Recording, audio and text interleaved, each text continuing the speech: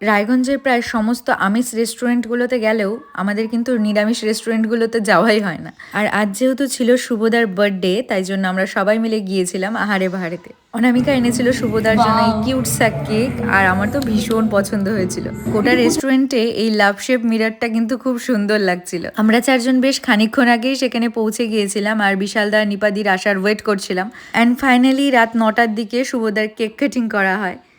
Happy birthday to you. Happy birthday to you. Happy birthday dear Pasantida Purush.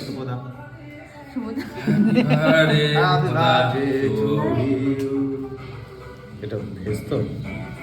ও হ্যাঁ, বলতে ভুলে গেছে, এটা না ভেজ করেনি, ভুল করে। ঠিক আছে, অসুবিধা নেই, আমরা কালকে খেয়েছি। কেক কাটার পর সবাই মিলে শুভদার সাথে দুষ্টুমি করা শুরু করে দেয়, অ্যান্ড আমাদের খাবারও চলে আসে।